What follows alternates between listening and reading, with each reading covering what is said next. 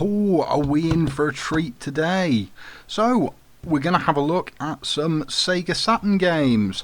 Now, the Sega Saturn was a home console released in '95 in North America and Europe, the year before in Japan. Takes CD format, they go in the top. It's got this little cartridge slot at the back, which surprisingly does not take Mega Drive games. It's a RAM expansion port. So some games required either 1 meg or 4 meg of RAM, which is a little cartridge that goes in the back. Quite similar to what the N64 had. Now, this was released to directly compete with the N64 and the PlayStation 1. However, apparently the hardware is really obnoxious to develop for because it runs on 2 CPUs. So it was very popular in Japan though, possibly due to the price, but over here it was really expensive. It was released at £400, which is round about, I don't know, $450 now, and that was £100 more than the PS1 launched at. It also didn't have any Sonic games.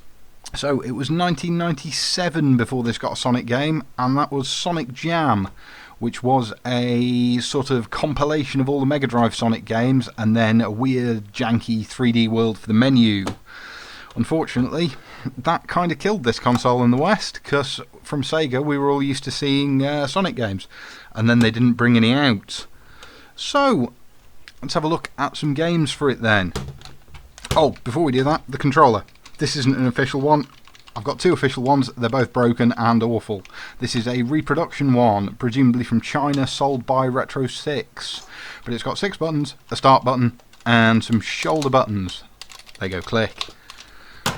First game then, Sega Rally. So this was an arcade port, and it was released in 1996 in Europe and the US.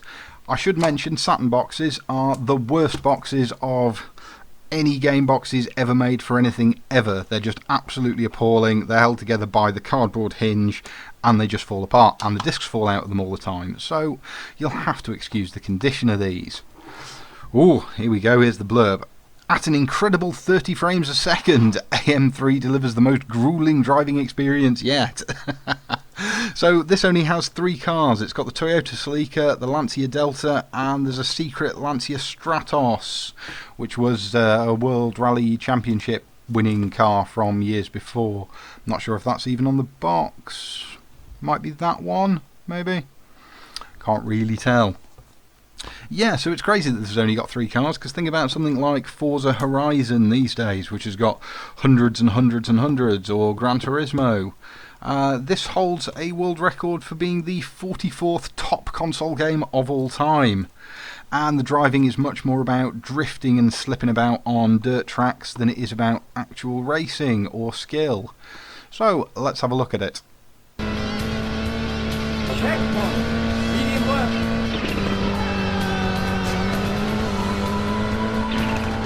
Medium left, baby. Next up then, Destruction Derby, released in 1996 for the Saturn. This one isn't an arcade port, it's from the nice lads over at Psygnosis. It's got a really cool physics engine in it, so your car takes damage as you smash it up. Draw distance is pretty good. You can have a lot of cars on the track at any one time as well, which is excellent. In fact, it's one of only 2 games that you can have sort of 20 cars on the track on. The other one we'll come to in a bit. You could also customise your car colours and some of your decals, if I remember rightly. Yeah, it's really, really good, Destruction Derby is. It spawned 3 or 4 sequels. Yeah, did I mention the state of these cases? Right, so the best way to store Saturn games is inside the bloody manuals, because they just fall out of the case all the time. In fact, this is so scratched up, I'll see if I can demonstrate this. So, that's good and in the case. Oh, okay, this one wants to stay in today. Oh no, we've shut the case and the case doesn't even line up properly anymore. Let's have a look at a user manual. Ooh, Soundbite, 3 Maidstone Avenue, PL4 9NA. Hello Soundbite. Unofficial history, startup, how to set up and use your Sega Saturn, Wreckin' Racing. Yeah, it's a really good game, Destruction Derby is. Let's have a look at it.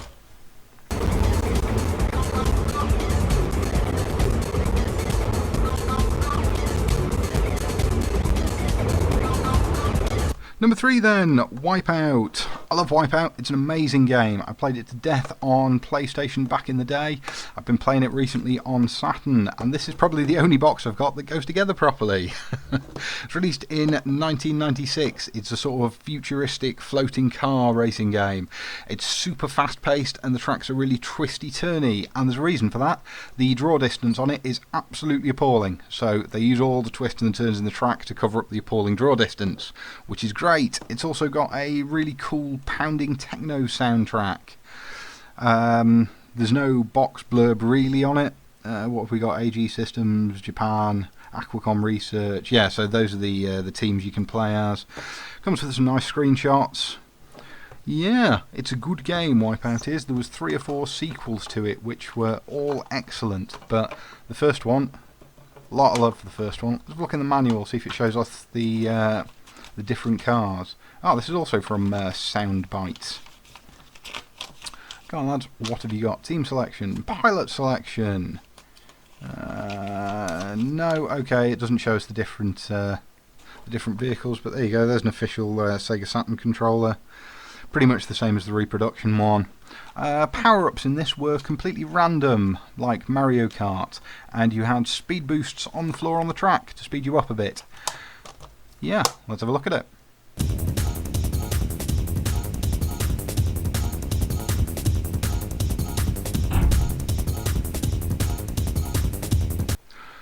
Number 4 then, Daytona USA. So this is another arcade conversion, and it's a really, really good one. You'll notice this looks a lot like NASCAR, and that's because it is. So like Sega Rally, it's an arcade port. You've only got 3 tracks and 1 car. Even if you're playing in multiplayer, you get the same car with a different colour on it. I believe it was called the Hornet. Brought to you by the Top Game Coders AM2, this pixel-perfect conversion of the smash hit coin-op contains all the bumper-to-bumper action found in the stunning arcade original. It certainly does. Yeah, it's really good, Daytona USA is. As I said, there's another game that can render up to 20 cars on track at once, Destruction Derby, and this does the same. It's excellent. It's so because it's NASCAR, you sort of race in a big oval, and there's 3 tracks, but it doesn't really matter which one you're on, because they're all broadly similar. Really good physics, really good drifting physics, really good controls. Here we go, this is what I was looking for. Sega Saturn Arcade Racer, sold separately. So they made sort of a steering wheel thing for it, but it doesn't have a base or really attached to anything, so it's just kind of floppy and awful. Doesn't really give you the full arcade experience. But yeah, Daytona USA is a very good game. Oh, the other thing with that, before we have a look at it, the difficulty ramps up. So the first lap of each race, it sort of assesses your difficulty and decides whether the AI is going to run into you and push you off the track, or get out of the way and let you win easily, which is nice.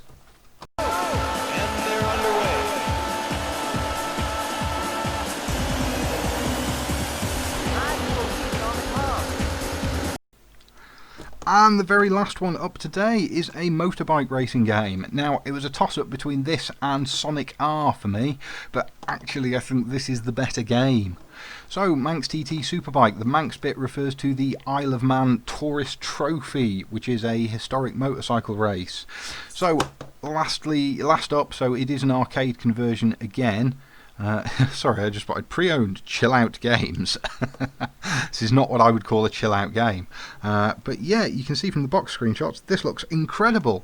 I suspect these are probably from the arcade version rather than the Saturn port. But yeah, it's absolutely brilliant, brilliant bike racing game. The arcade machine had a motorbike controller where you sort of lean left and right to turn, and it was really cool and engaging. There's 2 tracks for this. One of them doesn't exist, it's just like a learning track, and the second one is the proper Manx TT bike race, which is excellent. What have we got in the manual? Not even a cross-cern could protect you from a blood eagle. Okay. It was a particularly unpleasant ritual of the Norse ancestors. You know, what? What are we reading? I don't understand. Story of the Norseman on the Isle of Man is graphically told in the Manx Museum. I'm really confused by why that's in the front. Epilepsy warning, getting started. Oh, here's a weird thing that I don't have. So the Sega Saturn 3T control pad. It's a Sega Saturn pad, but with an analog stick. and it's enormous and round and makes no sense. And there's a better image of the arcade racer. Yeah, so it just sort of, you either hold it hovering in the air or you put it on a table and constantly lift it off like that. Very, very strange. Yeah, I'd like to get hold of a 3D control pad, if only for playing one of the best platformers on here, which was Nights into Dreams? Nights into Dreams. Anyway, we're not here to talk about that, so let's have a look at Manx TT.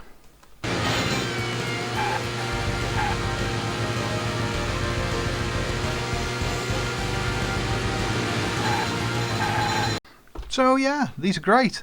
Everything about the Saturn really is great. The Japanese one of these came in sort of grey with light blue buttons, which is absolutely lovely. It looks fantastic. I don't have one to hand though. But yeah, Sega Saturn, pretty good retro console, but they are getting a little bit expensive now. Thankfully, hang on, how many? So Daytona and Manx TT and Sega Rally definitely got PC ports. Destruction Derby got PC ports.